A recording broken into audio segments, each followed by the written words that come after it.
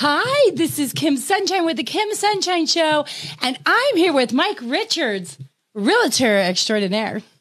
Yes. And and tell us what brokerage you work with, Mike. Palm Coast and the Beaches Real Estate. And Kat Evans is your broker? Yes. And she's awesome. So how long have you been doing real estate? For about 8 years. 8 years. That is a good amount of time. So you were here for some ups and downs, huh? Ups and downs. So mostly downs in the beginning, but it was a learning curve. Sure. So you got to learn a lot. So what are you seeing happening right now in the market? It's shifting. Mm-hmm. It's more a seller's market now. Well, it's been a seller's market for the past year. Like, people have been going crazy with these offers and coming in with multiple offers over asking. And are we still seeing that? See, okay, sorry. This is why I wouldn't prepare. It's more of a buyer's market now. Yes.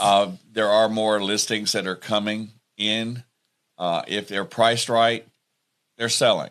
Yes. But if you think you're going to come in at some over the price, market price, it's not. It's just going to sit there. Those days are gone. Yes. There was a short window where that was a distinct possibility if you had a pool, especially if you had a pool.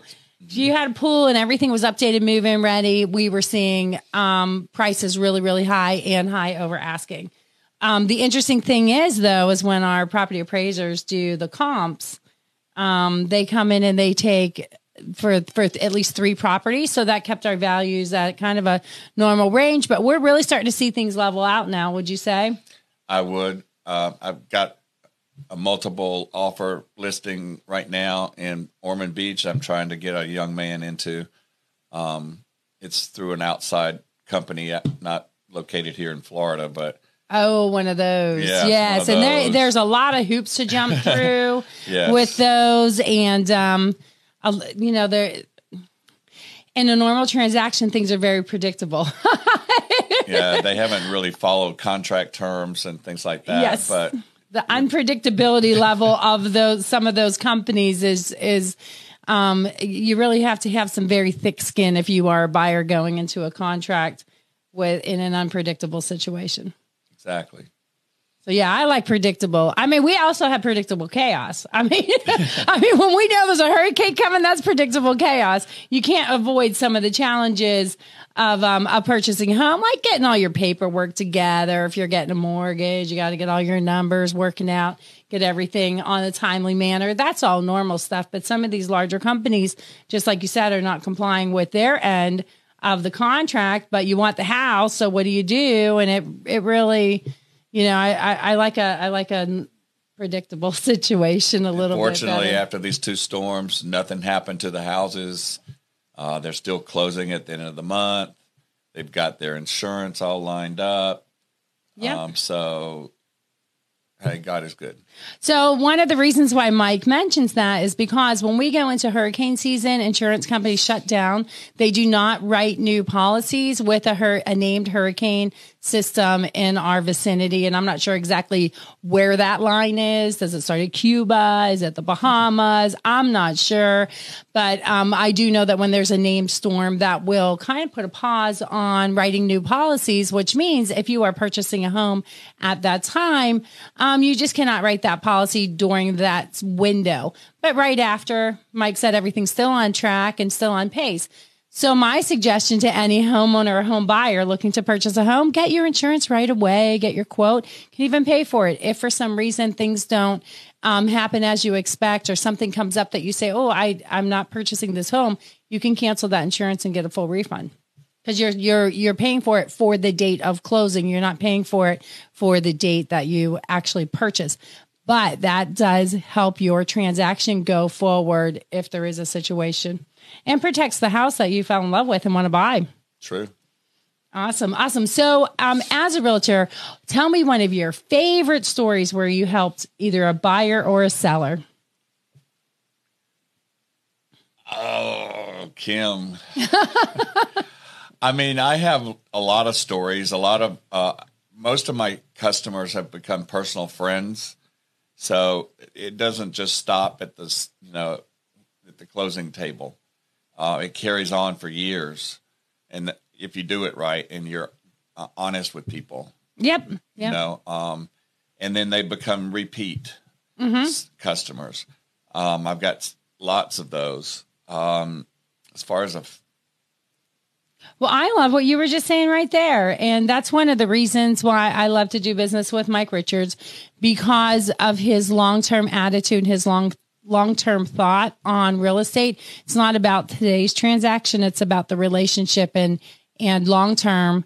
What can I do to help these people instead of, you know, scratch and claw for the transaction of today. Right. And we want to fight for our clients, but we're not fighting, you know, not trying to encourage them to buy a house that they don't want. I mean, there's so many, they're like, you should get this. Well, it's not my, if you like it, you should get it. It's not my place to say, I don't have to live there. But, I recently worked with a couple that they were buying 2 houses. They couldn't figure out if they wanted to buy a forever home now or the investment home now. But it took me showing them about 30 houses. Dun, dun, dun, dun, dun, dun. Like, that's a super realtor right there. And that was quite, but it was educational at the same time. Right. So they ended up buying a home in Flagler Beach, and we're closing on that the last day of this month. Congratulations. That's fantastic. So I went out with, I was training somebody, and I went out with them, and we were showing houses, and literally we showed 4, and on the 4th house, they fell in love, and there was no sense in looking at it anymore. I mean, when you fall in love, and if it checks off all the boxes, that happens. You know, when you walk in that house, even as a realtor, you know if this is the one for them. You know what? That happens when people get in relationships too. Did you ever notice that? Like, they're like, oh, this is my person. And there is a connection there. There's something there. Well, I just got some news about someone in my family, maybe getting engaged. And it just is kind of exciting to hear that and see that. And it was kind of we know we're connected right away. So it's just an interesting thing there, Mike Richards. So now you do have a new relationship. It's a doggy. So tell us about your doggy. My boy Bandit. And I have a little girl named Lucy. Lucy and Bandit. But I recently acquired Bandit, and he's less than a year old. He's a French bulldog, and he and I have become buddies. And he brought Bandit here to the studio. Well, not inside the studio, but he's here at the office entertaining the girls. Like, he's out there having a great time. We recently did the walk for breast cancer over at the hospital. Mm-hmm. And he had a little pink lei on. And at the wait, he's a boy. I thought. Why would he? Well, it's for the breast cancer. He can wear the. Okay, it's October. Everybody should be wearing pink. Yeah, that's right. Okay, so we're not in October anymore. At the finish line, you know, the cheerleaders from both high schools were there, and he was like, they were just all over him. They were the mascots. So Mike has found the key. Yes, he has found the key. So we're going to see Mike with a new girl here in the next year. How long are we putting on this, Mike? I've waited this long. I can wait longer. Well, I know that you have a lot of really good female friends who are close by you and always have your back, you know, and I love to see that. And I think that that's great. Yes. Yes. And I appreciate your friendship that you have with Julie too. Julie Mathis has passed away. She succumbed to her battle with breast cancer, or not breast cancer, colon cancer, but with cancer. It's her 5th fight with cancer, and she had won 4 times. And she was a valiant warrior against that cancer. And Mike and I became closer friends because of Julie. Yes. And Julie was the one who invited me into real estate. It was her business mind that got me there, because she's run businesses in Germany and other countries selling clocks to the military. So I love hearing her stories and how she came to America.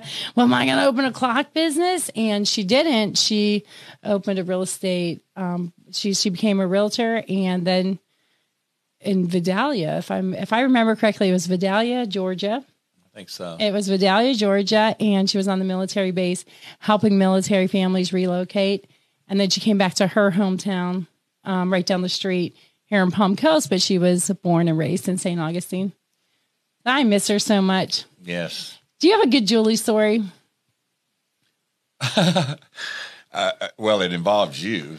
You know. Oh, Sugar Plum. Is this on an island somewhere? Yeah, on a cruise. Oh, let's hear it. We couldn't find Julie anywhere. Where's Julie?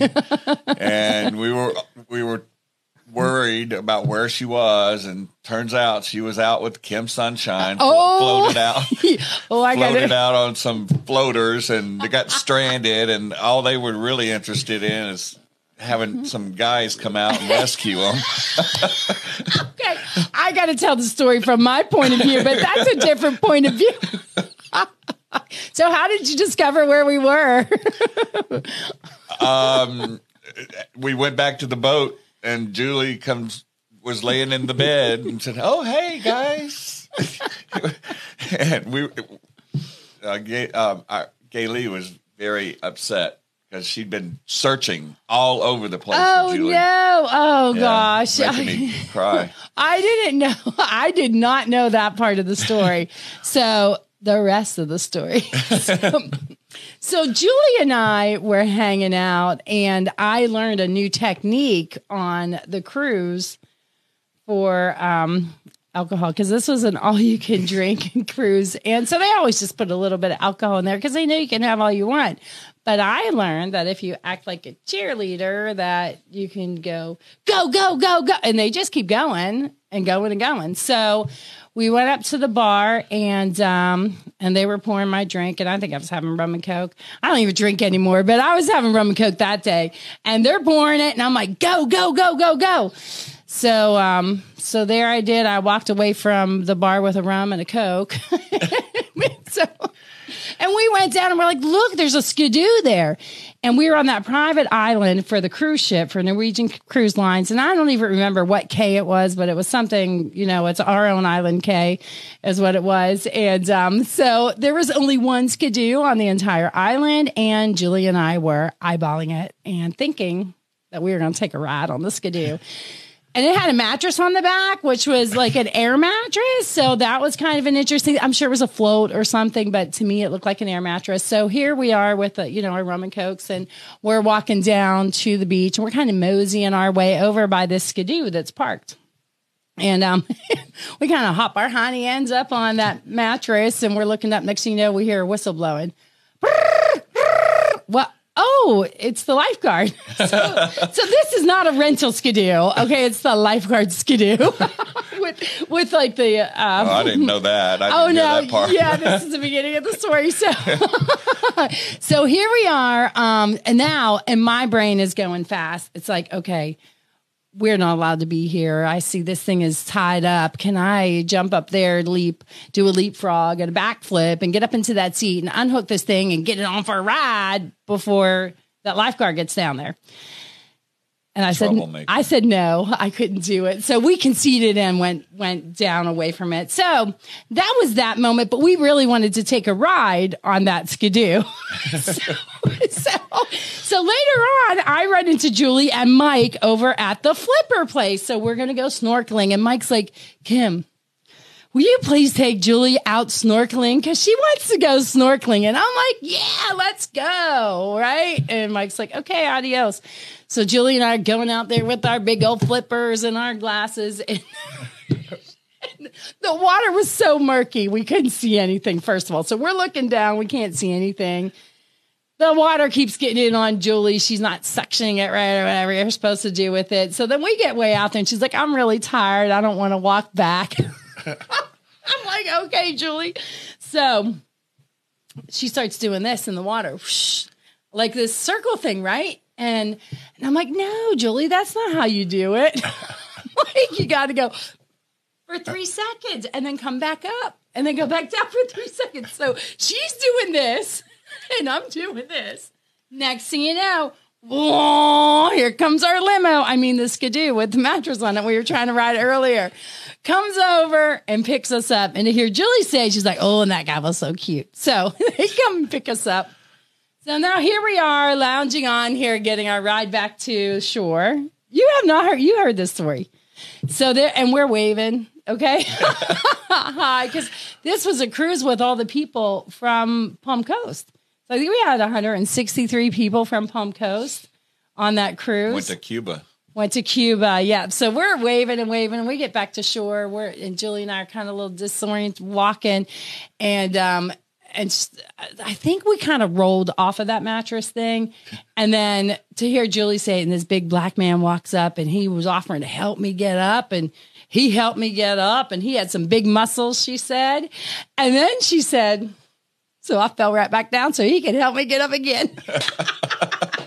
And that was Julie. If you knew Julie, that was Julie 100%. So Julie and I are laughing. We think this is the funniest thing. Like, we got to ride the only Skidoo on this island, right?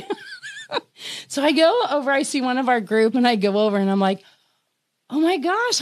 And I'm all excited because I'm going to tell this funny story, right? Because in my mind, I'm going to tell this funny story. And the person that I'm talking to is the brother of a friend on the cruise. So it's someone's brother, right? And he's like, oh my gosh, did you hear what happened? And I'm like, no. So I let him talk first. And I'm so glad I did. He said, yeah, people almost drown out there. He's like, and I know the international sign for drowning. And it is. So Julie was right. So he said, I saw that international sign for drowning, and I told the lifeguards right away. And they went over there and saved them. And guess what I heard? It was two realtors from Palm Coast. So I have not told that story. It really took 3 years for me to ever tell that story, because people were so heartfelt that somebody could have possibly drowned. And it was just Julie and I kicking around, having a good time. And we really had so much fun on that trip. It was a blast. It was a blast. And, yeah, I miss Julie. I think that she always had such a great sense of humor. She did. You know, one of the last times that I saw her, she said, don't worry about me. I'm ready. I'm ready. Yeah. She put up a long fight and a hard fight. And you know what else Julie always had? A lot of integrity.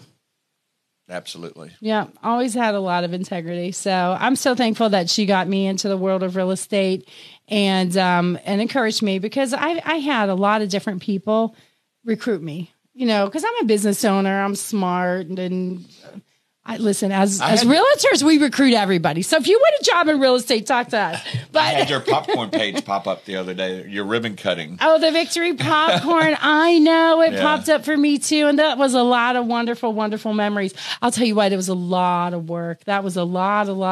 Long hours, 7 days a week, no days off. And if it wasn't for how much work it was, I would be doing that right now, but it was really a ton of work. I bet. I can't imagine. Yeah. But it was good. I can only imagine. So, Mike, we have known each other for several years. I think we first met at ribbon cuttings going on around town and welcoming new businesses into Palm Coast and Flagler County. And that's one of the things that I love the most about Flagler County is how new businesses are welcomed with open arms. So I just want to let you know, we here at Cornerstone Center also welcome new businesses with open arms. So if you're a new business in the area, give us a call. Let's find out about your business. Hop on our show, sit in the hot seat like Mike did today. Yeah, you get to hear funny stories from Kim. Sometimes, and you had some pretty good ones there. So did Julie ever do anything, any of her pranks on you? No. And she cooked that Italian. Oh, she.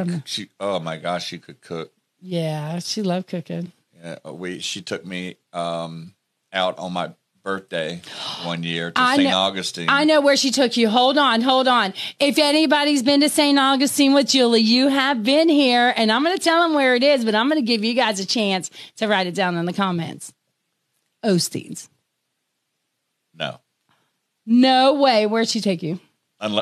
It was right on. It's Osteen's. The upstairs, downstairs. Oh, Harry's. Yeah, Harry's. Really? She took you to Harry's. I wonder what Mike did that he didn't get to go to Osteen's.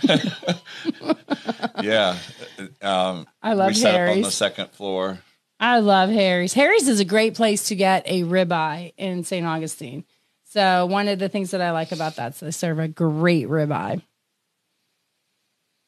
Yeah, I miss Julie a lot. She was a wonderful person. Now, listen, we all have to deal with people who pass. We all have to deal with that in our life. None of us are above it, and it's one of the only things that we're guaranteed. So I have come to learn just to appreciate the time that we have and value it. And so as we talk about good memories with our common friend, Julie, I just pray that everybody who's watching today takes a moment to appreciate the people around you that are here with you today. Because there's no time like the present. Like that's my new clock with no arms. Like so it's no time like the present or any other saying that you can come up with it would work for here today, gone tomorrow. For a clock with no hands. That's a timeless joke, okay? So I have to ask you a question, and I know that you have been kind of spying on my video, so you know what it is, and it's coming. So there are a lot of people moving here from other states who've been landlocked and never by the ocean. So they don't understand the dangers that lurk in the sea. So we have... Not everybody has a skidoo. Okay, not everybody has a skidoo or an international sign. But, okay, so the question is, jellyfish are a real threat at different times of the year. And I've never personally been stung by a jellyfish, but I do know how to handle it if I should ever be in that situation. So I would like for you to tell everybody how to handle a jellyfish sting if you get stung by a jellyfish at the beach. Put ice on it. Mm-hmm. I don't know. I've never been stung by a jellyfish. I've never been around any of that. Okay. So you don't I just don't go near them. You don't go to the beach. I go to the beach, but I've never been stung by a jellyfish. The only thing exciting that's ever happened to me is I got chased by a bear. Where? What? At the beach? He's getting chased by the bear at the beach. No, this was in Yellowstone Park when I worked there. Oh, way on the West Coast. You worked in Yellowstone Park? Yeah. Isn't that on the West Coast? It is, right? Wyoming. That's the West Coast-ish. Well, West Coast it's is out west. It's Oregon, the Midwest. Whatever. It's the Midwest. Cowboys live there. So I've never even, I even living in Hawaii, I never saw jellyfish. I heard that you don't go in there, so I don't go. So you go swim in the ocean? No wonder you didn't want to go snorkeling that day on that. This cruise line owns this island, K. I've been snorkeling quite a bit. I don't find that after living in Hawaii, it's snorkeling there. I mean, it's crystal blue water. When you go to the Caribbean, it's murky, and you don't see. Sometimes you it's see murky. One fish or two fish. I mean, Hawaii, it's like schools of fish. Oh, wow! How cool is that? All in clear water. So when I saw, like going to St. Thomas and going snorkeling, it certainly was fun, right? But it wasn't the experience that I have had in the past. Exactly, I understand that. So yeah, once you've seen the glory of God, nothing else measures up. I get it. So what island did you live on in Hawaii? I didn't know. Do you believe that Mike lived in Hawaii? Maui. So you were in Maui. Okay. So what were you doing there? Real estate? No, I owned real estate. It was quite expensive. Yeah. But I just decided after college I didn't want to live in Mississippi for the rest of my life and not experience certain things. So that's when I went to Yellowstone Park, and then I met these girls that would vacation in Maui. Yeah. And then I followed them to Maui and stayed there 10 years. Wow. So you're like a nomad. So you're originally from Mississippi? Yeah. And you came to Florida by way of Hawaii?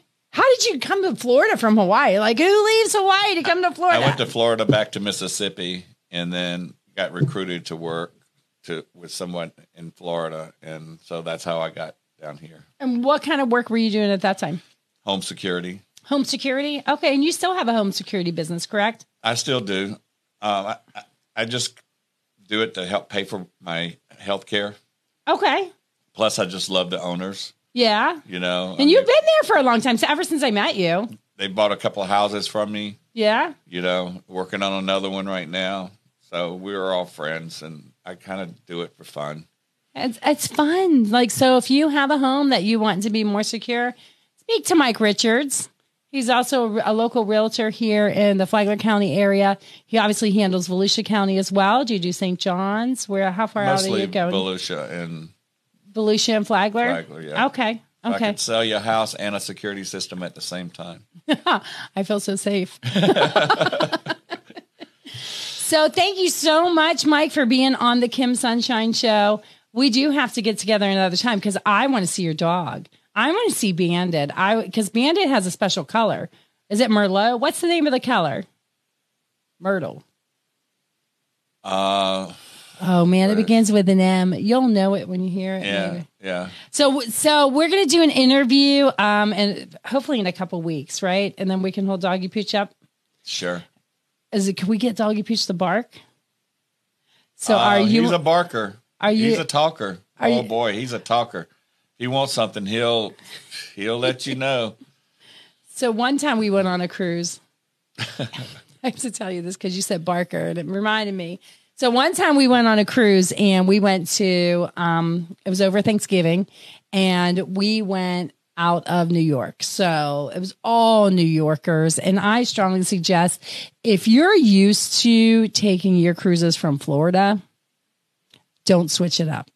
Don't switch it up. We have a whole different demographic down here, and it's a lot more relaxing on cruise ships and coming out of Florida than out of New York. So New York Thanksgiving cruise was a bunch of families. And what we wound up doing was nicknaming the moms that yell at their kids in their New York accent Bob Barkers because we weren't used to that. Now, when we lived in New York, it was no big deal. We were used to it. But then we moved to Florida, Tennessee for 10 years, then down here to Florida. So here we are like 12 years out from Bob Barkers. And it was like, okay, that's so strange. Bob Barkers is what we called it. It's funny. Anyways, I had to share that. Okay. Y'all have a great day. Thanks for tuning in to the Kim Sunshine Show with my special guest here, Mike Richards, who will safely help you get home. Yes. Or safify your home. Yes. Okay.